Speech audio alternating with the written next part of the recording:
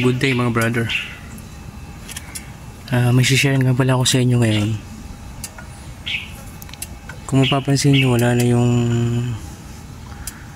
foot brake natin. So ginawa natin siyang hand brake. So ayun yung setup. So ito mga bro, nag-customize lang ako ng yung matibay ito na ano. Tapos dito ko na kinapit. So parang nakaganito lang siya. Kinapit ko siya dyan. Then spring, ito kailangan kong palitan. Yung medyo mahaba na spring.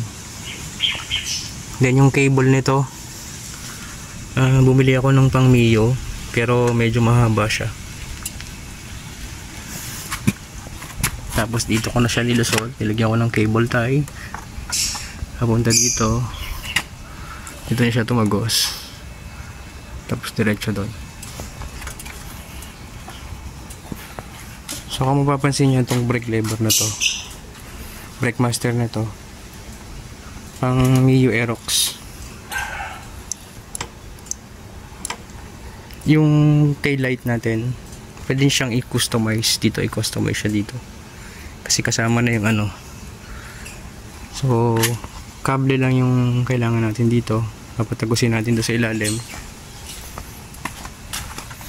Then yung ito, uhugutin lang natin yan dyan.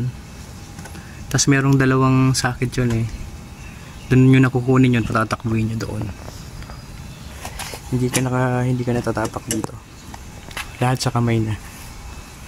So bumagay naman siya. Ayan. So share ko lang sa inyo to mga bro.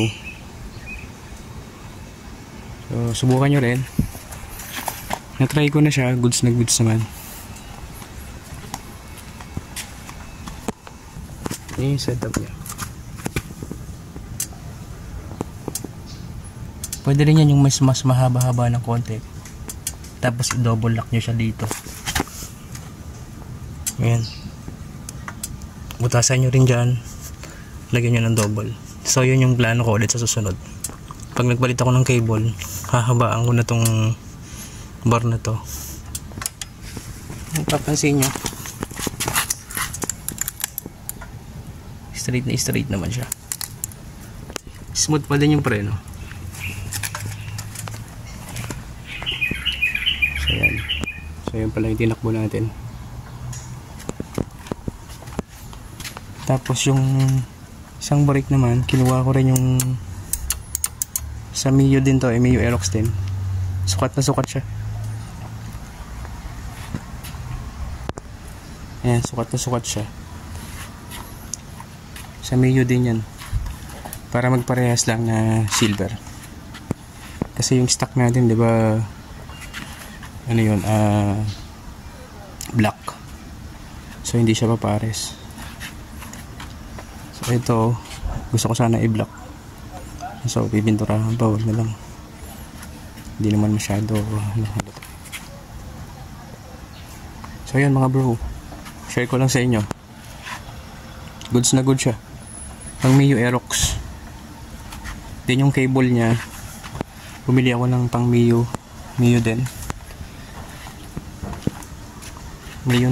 Pang Mio na brake hose cable niya. Medyo mahaba. So yun mga bro, share ko lang yun sa inyo. Ride safe and God bless. Thank you for watching.